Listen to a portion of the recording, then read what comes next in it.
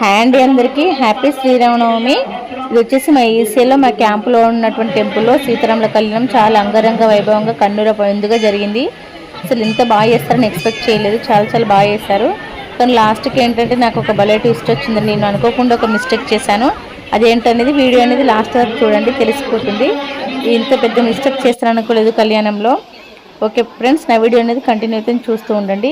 ఏంటంటే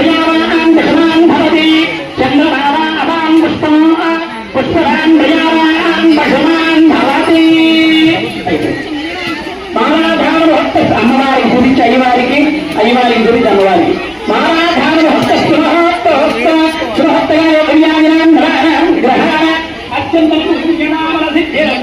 అక్కడ కళ్యాణోత్సవం అవుతుంది. ఇక్కడ మేము మా ఫ్రెండ్స్ అందరం వచ్చి కూర్చున్నామండి. కొంచెం దూరంలో వచ్చి కూర్చున్నాము. ఎందుకంటే చాలాసేపు అవుతుంది నిల్చుకొని వచ్చి కూర్చొని చూస్తున్నాము. కళ్యాణం చాలా స్లోగా చేస్తుంటారు కదా, అన్ని పూజలు అవన్నీ మంత్రాలు చదువుకుంటూ. సో ఇంకా మేము చూస్తున్నాము. వీడియో అనేది కంటిన్యూ అవుతుంది.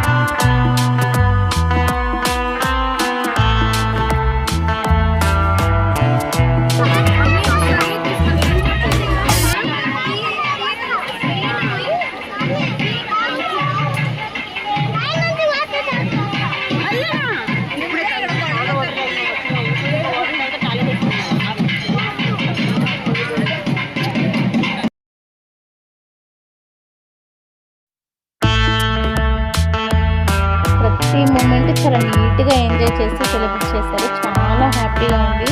చూస్తుంటే ఎంత హ్యాపీ అనిపించింది. అక్కడ సెలబ్రేటింగ్ చేసే విధానము, ప్రతిదీ దండలు మార్చుకోవడం కానీ, ఇక్కడ ఏదైనా వేయడం కానీ చాలా బాగా చేశారు పంతులు గారు.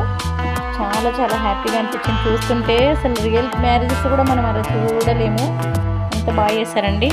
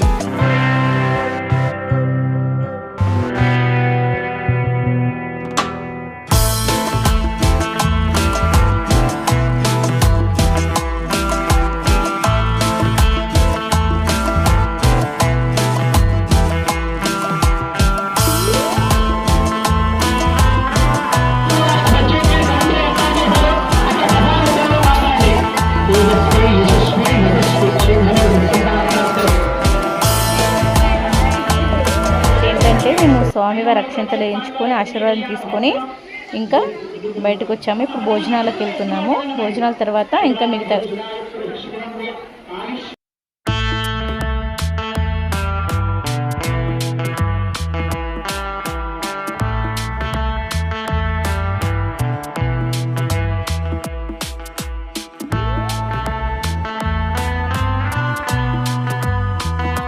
అసలు ట్విస్ట్ ఏంటంటే అండి, అందరూ ఆశీర్వాదం తీసుకొని ప్రసాదాలు తీసుకున్న తర్వాత బుక్ తీసుకుంటున్నారని నేను కూడా వెళ్ళి బుక్ తీసుకున్నాను.